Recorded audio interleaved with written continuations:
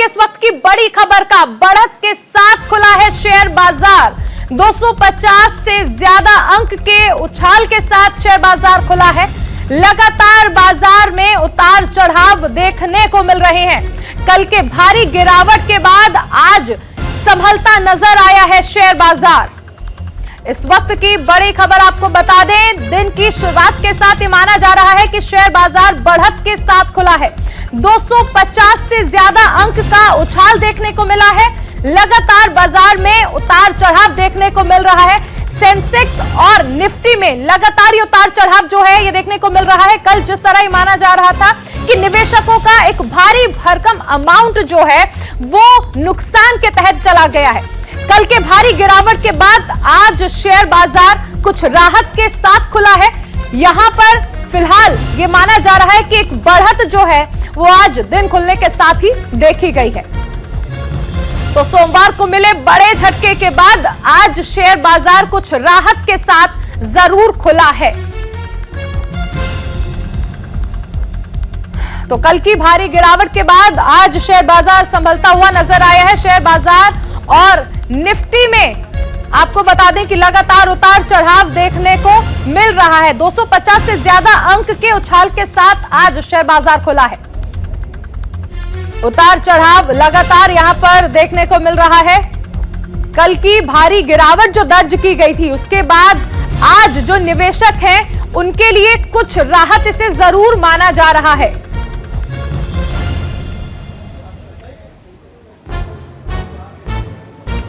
$250 के ज्यादा अंकों के साथ ये शेयर बाजार जो है वो खुला है। तो आज का दिन शेयर बाजार के निवेशकों के लिए राहत का दिन है। कल अगर हम देखें तो जिस तरह से एक भारी गिरावट देखने को मिली थी उसने निवेशकों की चिंताएं जरूर बढ़ा दी थी।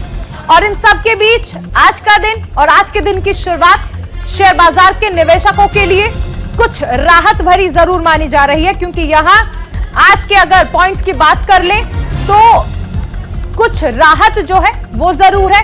बढ़त के साथ शेयर बाजार खुला है, जिसे कुछ राहत के तौर पर देखा जा रहा है। हालांकि बहुत ज्यादा राहत नहीं है, लेकिन कुछ राहत जरूर आज देखने को मिल रही है। 250 से ज्यादा अंक के उछाल के साथ आज शेयर बाजार जो है वो खुला है।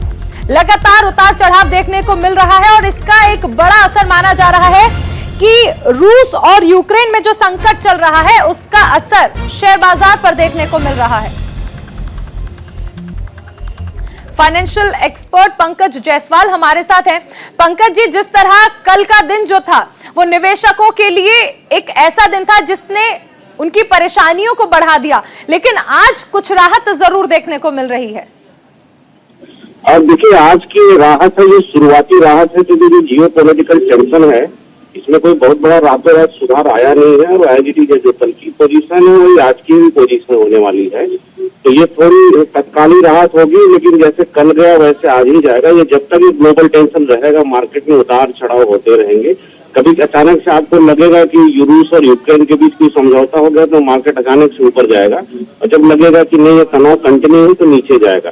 तो ये अप डाउन हमेशा लगातार रहेगा। ये जब तक इस तनाव में कोई शांति नहीं आती है, ब्लैक सी से जो मार्केट होने वाला है उसको लेकर कोई पॉजिटिव न्यूज नहीं आती है, तब तक मुझे नहीं लगता है कि ये जो आज शुरुआती राहत आप बता रही हैं ये कंटिन्यू रहेगा या इसमें कोई बहुत बड़ा उछाल देखने को मिलेगा। तो क्या ये माना जाए पंकज जी कि ये जो ग्लोबल टेंशन चल रही है यूक्रेन और रूस के साथ, ये एक वजह है इस फ्लक्चुएशंस के लिए जो लगातार शेयर मार्केट में देखने को मिल रही है? सेंसेक्स और निफ्टी में जिस तरह से उतार चढ़ाव है 100%, क्योंकि आपको मालूम होना चाहिए कि रूस जो है इंटरनेशनल मार्केट में बहुत बड़ा फैक्टर है। और रूस से यूरोप को जो है ऑयल एंड गैस की सप्लाई होती है, 35% डिपेंडेंसी है। और जो पाइपलाइन है गैस की, उसमें से एक पाइपलाइन थ्रू यूक्रेन जाती है। और जो ब्लैक सी है, वो ब्लैक सी पे जो ज्यादातर आप देखेंगे कि एक्सपोर्ट जो आपका व्हीट का और ग्रेन का होता है वो रूस, यूक्रेन, कजाकिस्तान और रोमानिया का होता है। और ये सारी प्रभावित होने वाली है।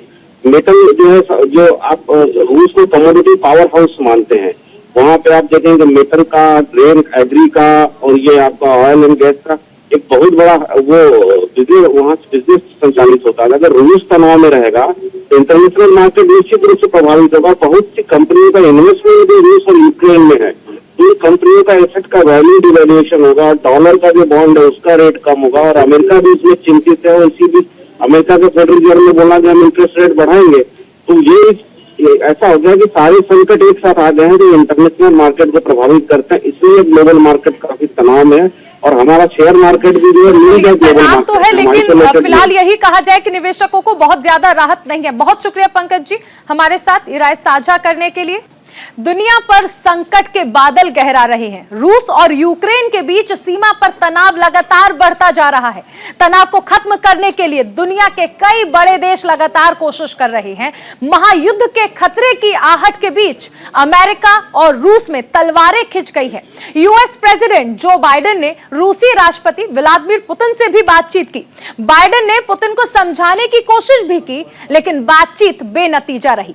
वहीं रूस ने काला सागर में नौसैनिक अभ्यास शुरू कर दिया है, जिसके जवाब में अमेरिका ने भी ब्लैक सी में कई युद्धपोत और पनडुब्बियों को भेज दिया है। एक रिपोर्ट देखिए।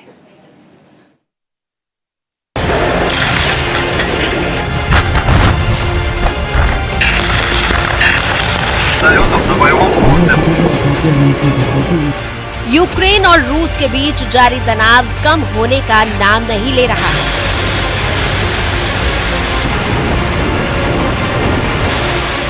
तनाव दिन प्रतिदिन बढ़ता ही जा रहा है। दुनिया के कई बड़े देश हल निकालने में लगे हुए हैं, लेकिन रूस की आक्रामक नीति के आगे किसी की नहीं चल रही है।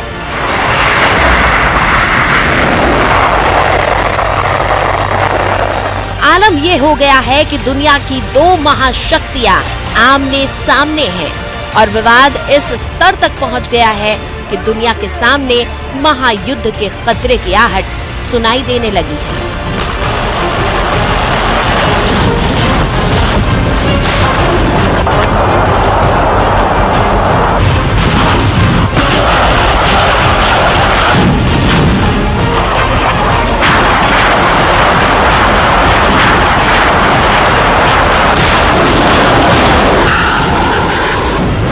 दुनिया के सामने खतरा कितना बड़ा है, इसका अंदाजा इसी बात से लगाया जा सकता है कि अमेरिकी राष्ट्रपति जो बाइडेन और रूसी राष्ट्रपति व्लादिमीर पुतिन ने 1 घंटे से ज्यादा फोन पर बात की, लेकिन कोई नतीजा नहीं निकला। राष्ट्रपति जो बाइडेन ने रूस के राष्ट्रपति व्लादिमीर पुतिन को समझाने की पूरी कोशिश की। व्हाइट हाउस से मिली जानकारी के अनुसार जो बाइडेन ने कहा कि इस संकट को खत्म करने के लिए पश्चिमी देश कूटनीतिक रूप से प्रतिबद्ध हैं, लेकिन अन्य हालात के लिए समान रूप से तैयार हैं। व्हाइट हाउस के मुताबिक बाइडेन ने रूस को साफ शब्दों में चेतावनी दी है कि अगर क्रेमलिन ने अपने पड़ोसी पर हमला किया तो संयुक्त राज्य अमेरिका और उसके सहयोगी निर्णायक रूप से जवाब देंगे और इसकी गंभीर कीमत चुकानी पड़ेगी। आपको बता दें कि दोनों देशों के राष्ट्रपतियों के बीच ये बात तब हुई है जब बाइडेन के राष्ट्रीय सुरक्षा सलाहकार जेक सुलिवन ने एक दिन पहले ही चेतावनी भरे लहजे में कहा कि अमेरिकी खुफिया जानकारी से पता चला है कि रूसी आक्रमण कुछ दिनों के भीतर शुरू हो सकता है।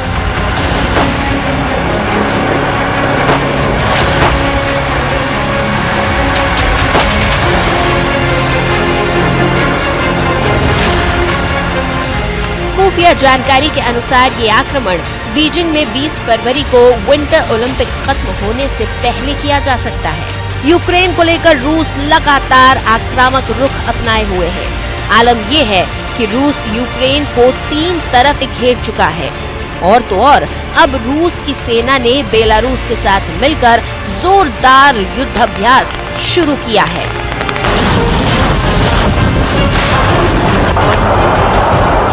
रूस और बेलारूस के बीच 10 दिनों तक चलने वाले इस अभ्यास में करीब 30,000 सैनिक, टैंक और तोपें हिस्सा ले रही हैं।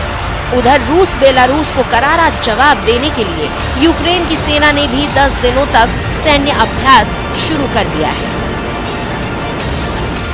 यूक्रेन की सेना रूसी टैंकों और तोपों को तबाह करने के लिए तुर्की से मिले बेहद खतरनाक हमलावर ड्रोन, बायर कतार से हमले का अभ्यास कर रही है। इसके अलावा यूक्रेन की सेना को अमेरिका से मिले जवेलिन एंटी टैंक मिसाइलों और ब्रिटेन से मिले बंकर को तबाह करने वाली मिसाइलों से भी ट्रेनिंग दी जा रही है।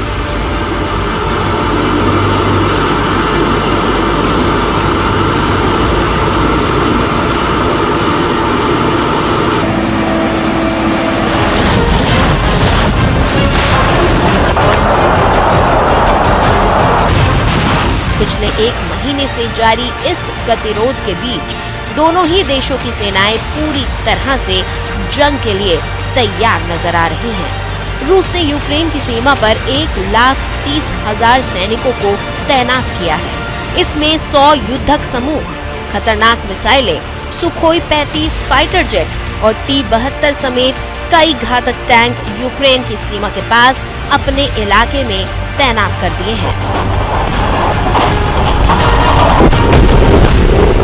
वहीं रूस ने काला सागर में नौसैनिक अभ्यास शुरू कर दिया है। इसमें रूसी नौसेना के काला सागर बेड़े के 30 से ज्यादा युद्धपोत और पनडुब्बियां हिस्सा ले रही हैं। ये युद्धपोत स्वस्तोपोल और नोवरोसिस्क में अपने घरेलू बंदरगाहों पर तैनात थे। उधर अमेरिका ने भी USS Harry S Trueman aircraft carrier को कई युद्धपोतों और पनडुब्बियों के साथ काला सागर में भेजा हुआ है। इस इलाके में अमेरिकी जहाज इतालवी नौसेना और फ्रांसीसी नौसेना के एयरक्राफ्ट कैरियर के साथ गश्त लगा रहे हैं।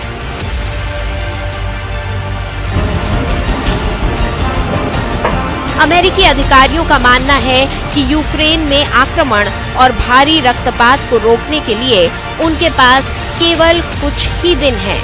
हालांकि अमेरिका और उसके नाटो सहयोगियों की रूस से लड़ने के लिए यूक्रेन में सेना भेजने की कोई योजना नहीं है। लेकिन अगर अमेरिका और सहयोगी कुछ कदम उठाते हैं या रूस पर प्रतिबंध लगाते हैं तो इसकी गूंज बहुत आगे तक जा सकती है।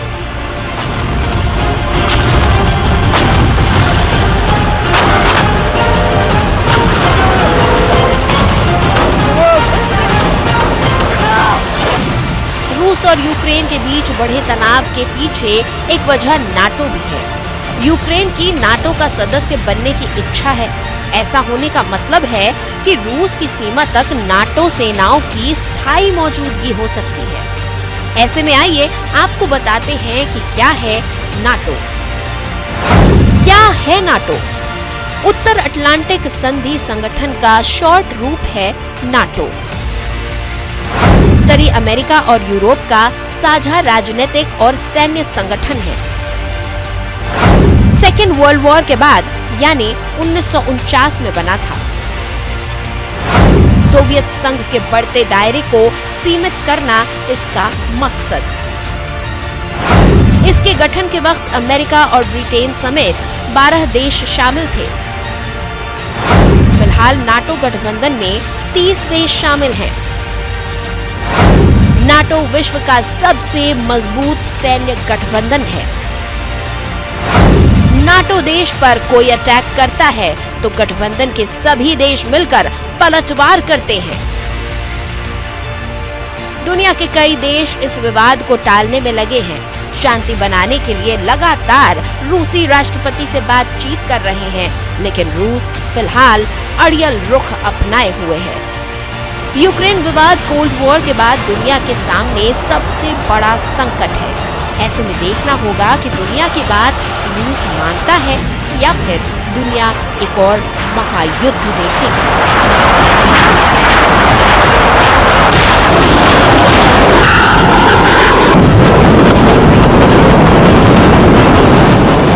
Bureau report, news India.